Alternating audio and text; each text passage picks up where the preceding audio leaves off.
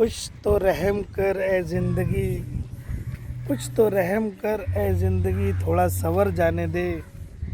तेरा अगला जख्म भी सह लेंगे, पहले पिछला तो भर जाने दे।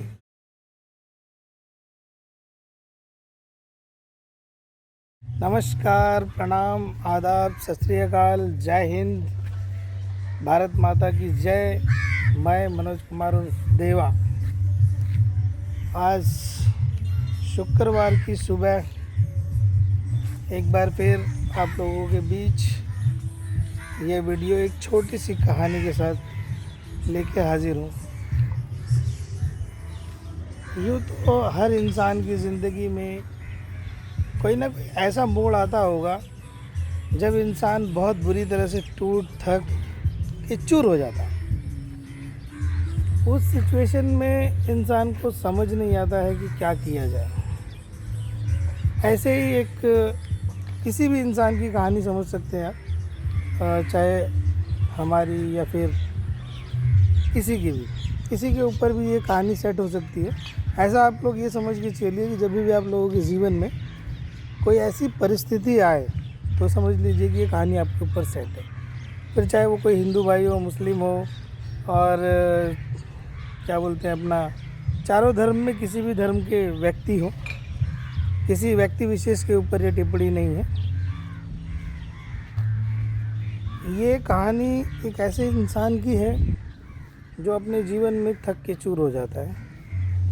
और जब इंसान थक के चूर हो जाता है तो सिचुएशन ऐसी आती है कि उसको समझ में नहीं आता है कि वो क्या करे।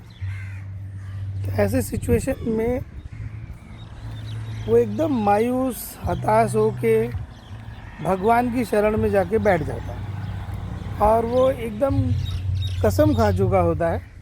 मैंने फिर बोला आपको कि इस चारों धर्म को मानने वाले लोग, अपने हिंदू, मुस्लिम, सिख, ईसाई जो भी हैं, ज़रूरी नहीं है कि मतलब मेरी बातों को ये ले कि मतलब मैं सिर्फ भगवान बोल रहा हूँ। आप कुछ भी समझ सकते हैं, भगवान समझ सकते हैं, अल्लाह समझ सकते हैं, जीसस समझ सकते हैं। और तो जब इंसान जाता है भगवान की स्तुति करने के लिए और वो कसम खा के बोलता है कि मैं जब तक नहीं हटूँगा जब तक मेरी भगवान से भेंट ना हो जाए। ऐसी सिचुएशन में वो प्रतिज्ञा करके बैठता है और बैठने के बाद में उसकी तपस्या से भगवान प्रकट हो जाते हैं। और प्रकट होने के बाद एकदम से ही सामने जब वो देखता है कि भगवान है तो चौंक जाता है वो। और वो बोलता भी है कि बोलो, भगवान बोलते हैं कि बोलो बेटा क्या चाहिए। तो बताता है कि भगवान, मैं इतना मतलब अपने जीवन से त्रस्त हो चुका हूँ, मेरी कोई कीमत ही नहीं, समझ में नहीं आता कि मैं क्या करूँ। भगवान बोलते हैं बस इतना छोटा सा सवाल। तो भगवान कहते हैं, एक उसको लाल पत्थर निकाल के देते हैं और बोलते हैं कि ये ले बेटा, तू जा पूरी मार्केट में घूम के शाम तक इस पत्थर का मोल निकाल कि ये पत्थर कितने का, और शाम को आ जाना। अब वो इंसान उठता है, सबसे पहले सब्जी मंडी उसको दिखती है, वो सब्जी मंडी में जाता है, उस पत्थर को लेके, और वहाँ पे वो पूछता है एक सब्जी वाले भैया से कि भैया इस पत्थर का मोल क्या है। तो सब्जी वाला उस पत्थर को देखता है, बड़ा ही खूबसूरत पत्थर होता है। अब सब्जी वाला बोलता है मैं इसके 10 किलो आलू दे सकता हूँ आपको। तो वो बोलता है नहीं नहीं भैया ठीक है। अब वो पत्थर को वापस लेता है और सामने ही देखता है एक फ्रूट का ठेला लगा होता है। वो फ्रूट के ठेले वाले के पास जाता है, बगल में ठेले वाले की दुकान भी होती है। तो फ्रूट वाले को दिखाता है तो फ्रूट वाला बोलता है कि भाई ये पत्थर तो बहुत अच्छा लग रहा है और बहुत प्यारा पत्थर है, मैं इसको आपके 10 बोरी आम दे सकता हूँ। अब उसने बोला कि नहीं नहीं मुझे ये आम भी नहीं चाहिए, ये पत्थर मुझे दे दीजिए। अब उसको कुछ नहीं सूझा, सामने उसको एक सुनार की दुकान दिख रही थी। वो सुनार की दुकान में जाता है उस पत्थर को लेके और उस सुनार से कहता है कि भैया ये पत्थर है मेरे पास, इस पत्थर की वैल्यू क्या हो सकती है, मैं इस पत्थर को बेचना चाहूँ तो।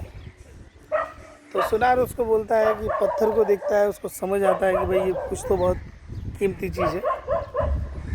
तो वो अपनी समझ के अनुसार वो बोलता है कि ये 50 लाख रुपए मैं इसका दे सकता हूँ। तो वो 50 लाख रुपए उसकी वैल्यू लगाता है और वो व्यक्ति मना कर देता है, बोलता है कि मुझे पत्थर नहीं देना है।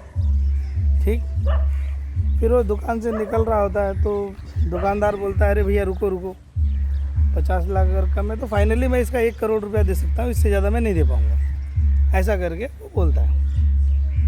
अब उसके बाद वो पत्थर वहाँ से लेता है और वो वहाँ से निकल जाता है दुकान से।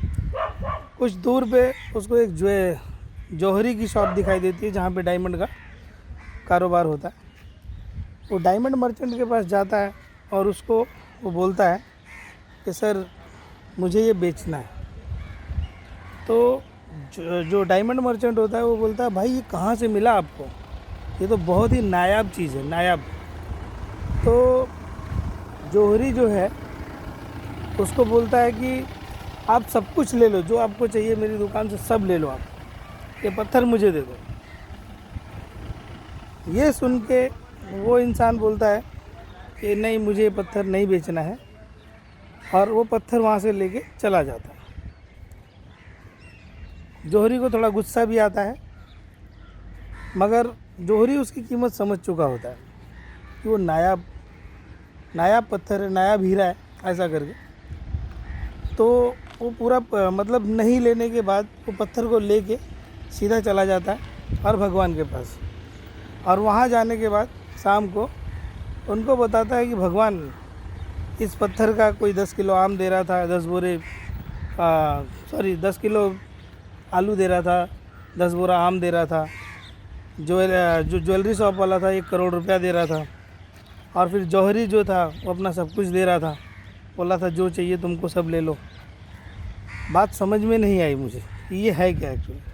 तो भगवान ने बोला कि बेटा बस, ये जो है लाल पत्थर इंसान की ज़िंदगी है, इंसान की ज़िंदगी है ये लाल पत्थर। ठीक इसी की तरह आपकी ज़िंदगी है कि आप ये नहीं समझ पाते हो कि आपकी ज़िंदगी की असली कीमत क्या है।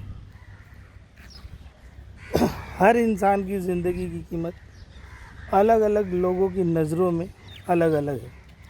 तो इसके ऊपर ये भी बोला जा सकता है कि इंसान अपने भाव से, अपने प्रभाव से और अपने अभाव से, उसके बाद लगाव से, ये 4 चीज़ें ज़िंदगी में मैंडेटरी है दोस्त। आप जियो अपने भाव से, अपने प्रभाव से, अपने लगाव से,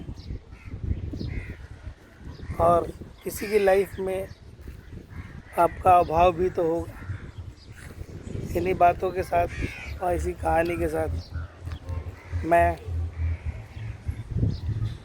ढेर सारा प्यार और मेरे देशवासियों को लव यू।